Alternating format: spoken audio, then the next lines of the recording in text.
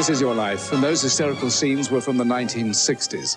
The pop group who were at the centre of attention then are still going strong in the 90s. In fact, they're here at Radio 1 as guests of the Steve Wright in the Afternoon programme to talk about their 1991 album. 1984. It is Radio 1 FM. Here's a tune from 1968 on 1 FM. They started as schoolboys, earning pennies at speedway stadiums. They've had their setbacks, and they've made their comebacks, and they're still among the top of the world's pop stars. And they're writing songs for others as well. Here in the studio, one of their tracks is just coming to an end. Okay, that was 1968. This is 1991. They were here before on Steve Wright in the Afternoon, and they're here again. My special guest are the Bee Gees. The Bee Gees are here. Yes, despite the rumours we're back. Yes. Hello, oh, my God. And the reason why I'm here, of course, is to say, gentlemen of the Bee Gees, tonight, this is your life. I don't believe it.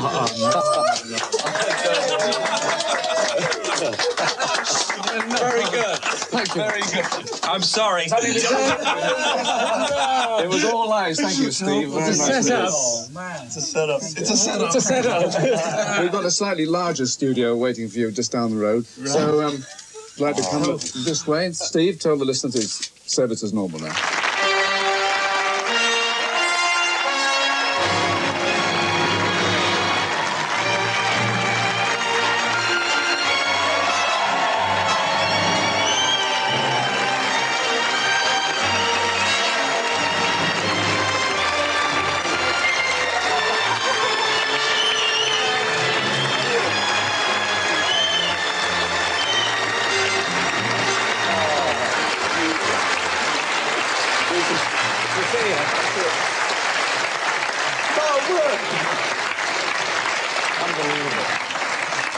Thank you again to Steve Wright, who's joined by a collection of top DJs from Capital Radio and Radio 1. We couldn't have sprung our surprise without secret meetings at your homes in Miami with some special people. Barry's wife, Linda, with children Michael, Travis, Ashley and Stephen. Robin's wife, Greena, and sons Robin, John and Spencer.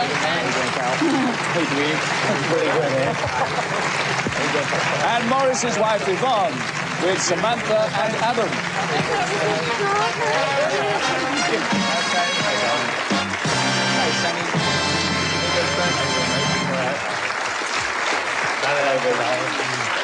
God, you did this well.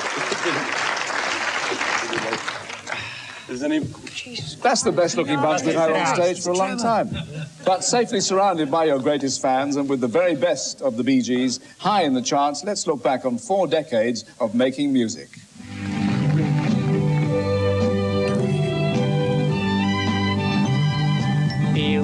I'm going back to Massachusetts. Something's telling me I must go home.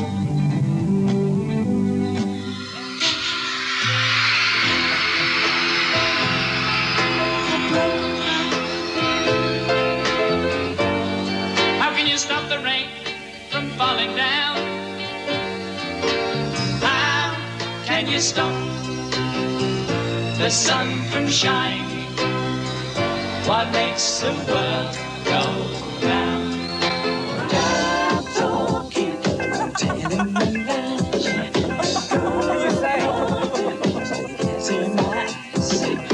nobody believe what you say. It's your job talking that gets in the way. Hanging on the night on Broadway, singing them love songs, singing them straight to the heart of baby.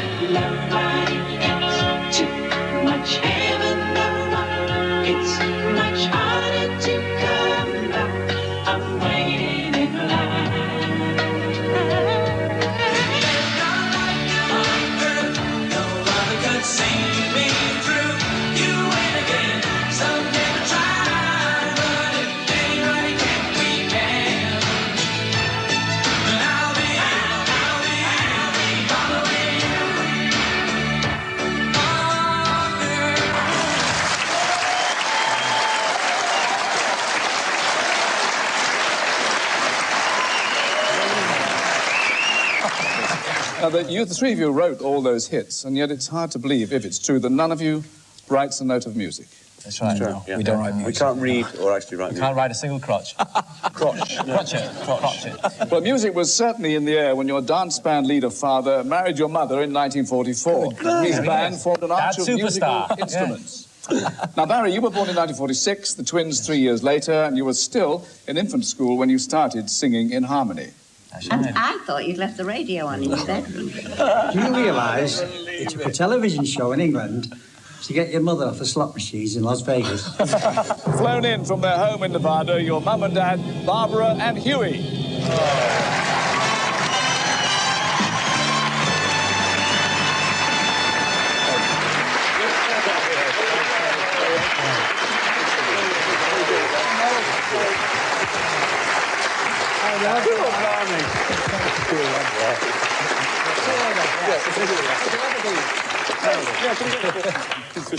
It's a long walk down there, isn't it?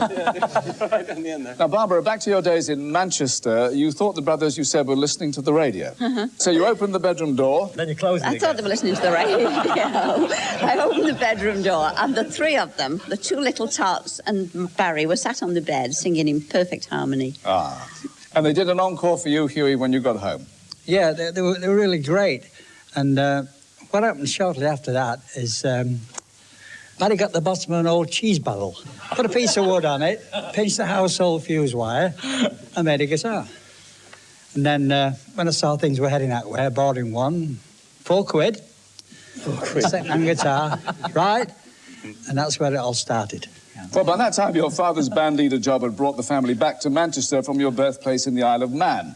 It was 1955 and rock and roll ruled. Saturday morning children's cinema clubs held competitions, kids miming to stars like Bill Haley and the Comets. But somehow the record you took along got broken. So, Maurice, what happened next? Well, actually, we in those days, records broke. They were not, they weren't unbreakable. And we were walking towards the theatre door, and I dropped it. And we were going to mime to it, because the kids mimed, but it broke. We got onto the stage manager put the microphone in front of us, and we sang Lollipop. Yeah. Which was what we used to sing at home all the time. How did that go? Oh, no. All right, okay. This is twice the fee. Yeah, right. All together now. Lollipop, lollipop, lolly, lolly, lolly, lollipop, lollipop, lolly, lolly, lolly, lollipop, lollipop, lolly, lolly, lolly, lollipop, lollipop.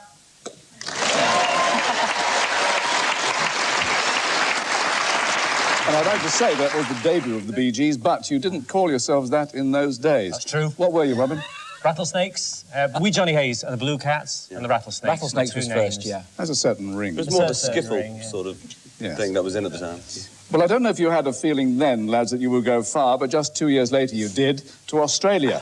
The family settles at Redcliffe near Brisbane. Now, Huey, you have to spend months at a time out in the bush working as a photographer's assistant, but the boys make quite serious pocket money singing from the back of a truck between races at the local Speedway Stadium. And your career gets a kickstart when your talent spotted by a Brisbane DJ. He features you on his top-rated lunchtime programme. Next, you're picked up by local television. Here is your very first appearance. Oh, my old man, he wears nothing less. He wears no blinding trousers, and he lives in a council.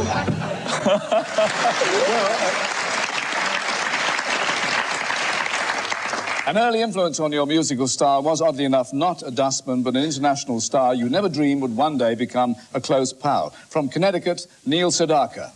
Congratulations, Morris, Robin, and Barry. I've been a Bee Gees fan for at least 30 years. I'm dating myself. They write the best songs. They are standards, evergreens, and they appeal to every age group. Sorry I'm not with you guys. Regards from Westport, Connecticut, from the Sedaka family. And keep going. We love you. Bye. Thank you, Neil Sedaka.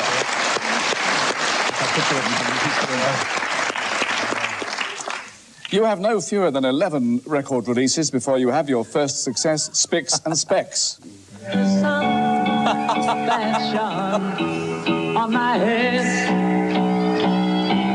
the sun in my life, it is dead, it is dead. Well, ironically, news of that #1 hit in Australia reached you when you'd already boarded the boat home, and the outlook was distinctly sunny when you arrived in London and auditioned for an Australian-born pop impresario. The result, an exclusive management deal that was to make you millionaires. Recalling that February of 1967, Robert Stigwood. Dear Baz, Rob and Mo, nothing gives me greater pleasure than being an old Aussie bushwhacker to celebrate this as your life. I am thrilled for you tonight, and I send you, your families, and all your children, all my love, and I love you all. Thank you, Robert Stigwood.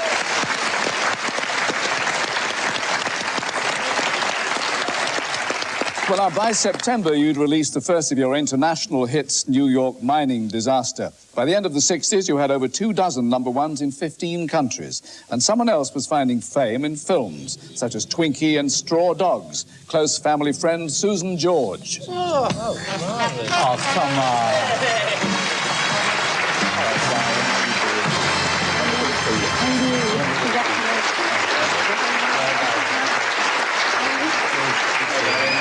Thanks for coming. Good to see you. Sue, film producer now, how did the friendship begin? Well, it began... Careful. I won't tell that. It began because Andy Gibb was one of my closest friends. And he introduced me to the boys and indeed to the family. And for me, they were my American family and always at home for me and always there for me. Ah, lovely. Thank you very much, Susan George.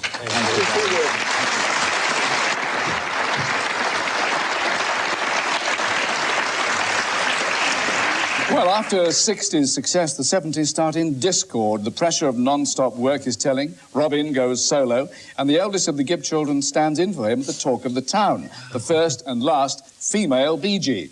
But she quit the pop scene and now runs her own boarding kennels in Sydney. Your sister, Leslie. Wow. Hi, guys. I'd love to have seen your faces at this time. I'd have given anything to have been with you.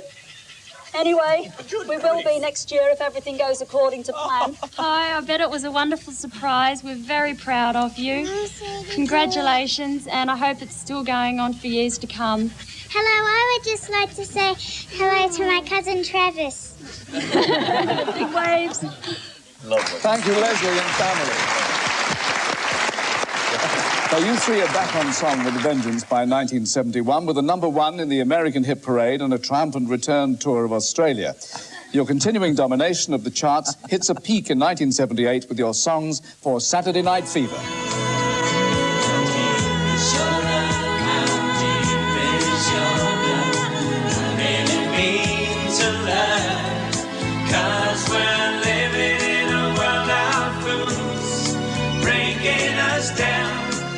When they all should let us be, we belong to you and me.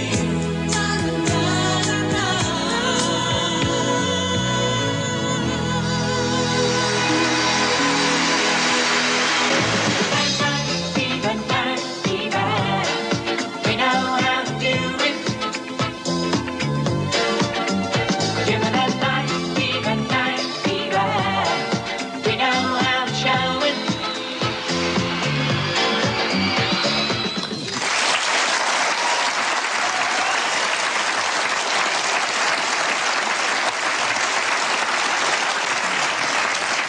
Your music for Saturday Night Fever has a profound influence on one of the world's greatest pop idols. Right now, as usual, he's recording a new album. On the line from his Hollywood studio, Michael Jackson. Hello, brothers. This is Michael Jackson calling from Los Angeles. I think you're brilliant and you deserve all your success. And your Saturday Night Fever album is what inspired me to record the Thriller album. I love you all. Have a wonderful time. Say hello to Steve and Gibb from me, Barry. Goodbye. Thank you, Michael Jackson.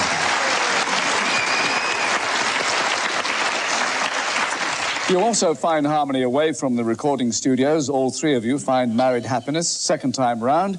Barry to Linda in September 1970, after being introduced by young Jimmy Savile himself. Morris to Yvonne in October 1975, and Robin to Dwina in July 1985. Then, as if 6 Grammy Awards weren't enough, you even got to be impersonated, all three of you, by a certain mad broadcaster. Wonderful. Great. Where is he? Oh. Yeah.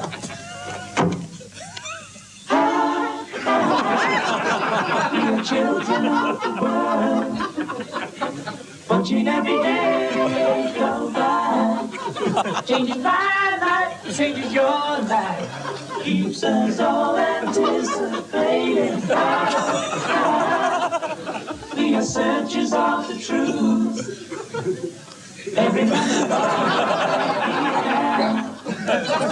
And back in roughly one piece tonight, Kenny Everett.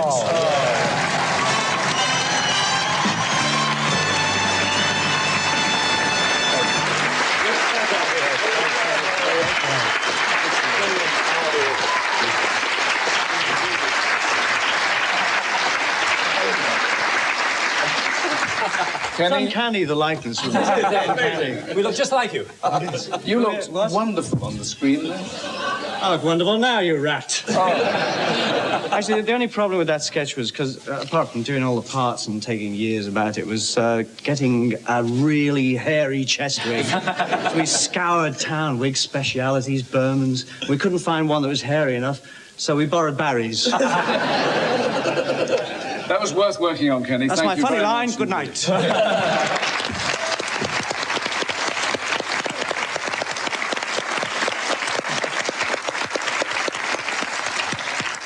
In 1979, the year of the child, you performed and donated your song, Too Much Heaven, to UNICEF. The Prince's Trust has also benefited from your charity appearances, as has Capital Radio's Help a London Child. Come the 80s, you start to concentrate on writing and producing recording hits for other stars. And we got nothing to be guilty of. La, la. I'm in the middle of a chain reaction.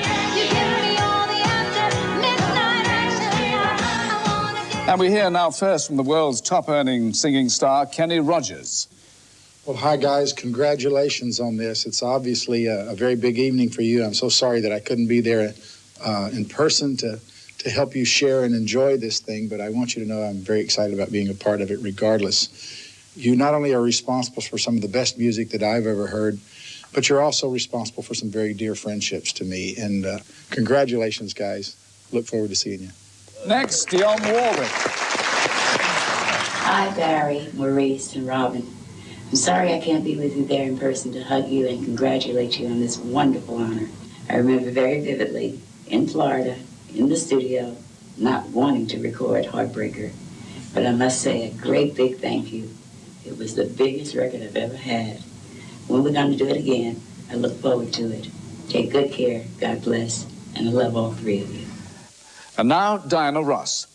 I would like to congratulate you, Barry, and Robin, and Morris for your success and your longevity in this ever-changing music business. And I thank you for letting me play a very small part in your life. And lastly, Barbra Streisand. 10 years ago, Barry and I collaborated on an album. I'll never forget the experience. It was the most fun I ever had making a record. And tonight, all of the Gibb brothers are being honored by This Is Your Life. Am I happy to be part of this celebration? I plead guilty. Thank you, Kenny Rogers, Dionne Warwick, Diana Ross, and Barbra Streisand. Now, back in 1969, there was a TV film on this side of the Atlantic, Cucumber Castle. Remember the bedroom scene?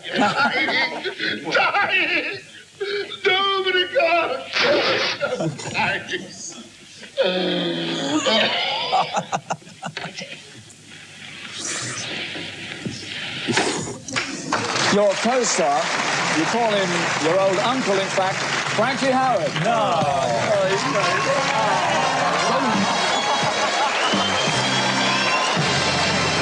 Sit down.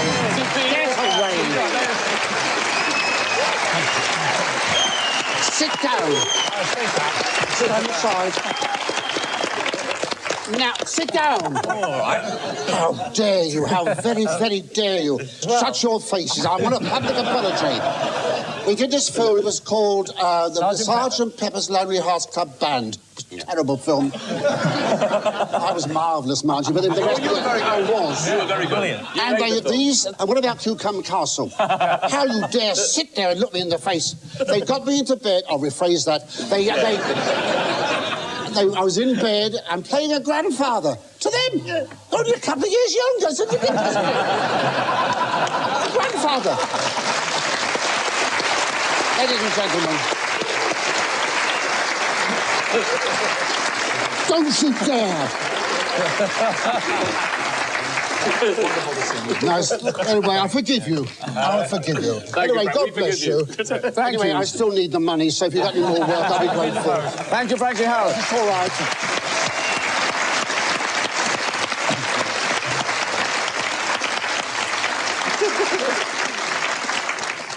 What happy memories. Now, running parallel with your own achievements, another gifted brother found his place in the spotlight. Youngest of the family, Andy Gibb, had a series of hits in the late 70s, including An Everlasting Love and Shadow Dancing. After his death just 3 years ago, you dedicated this song to him. I wish you were here, drying these tears I cry. We were good times, but a bad time of year for being alone. 'Cause you're dealing with a heart of stone. Try to kiss and say goodbye. Try to throw our love away and that storm will blow.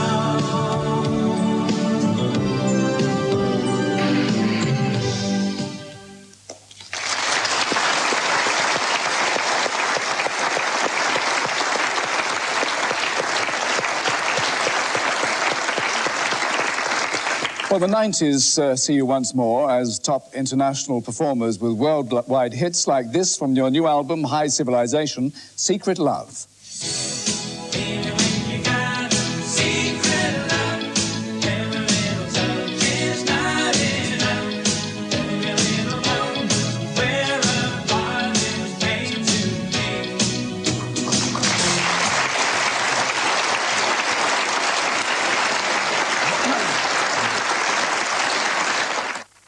Now let's rewind again to that Speedway Stadium near Brisbane. Just schoolboys, you sang from the back of a truck. Your pay was pennies tossed to you by the crowd. The year was 1959, and you made your first ever recording, 20 Miles to Blue Land. 20 miles to Blue Land. You dig this up. 20 miles to But to me, it seems like only yesterday. The Brisbane DJ who set your future spinning all those years ago, from Australia, Bill Gates. Oh, come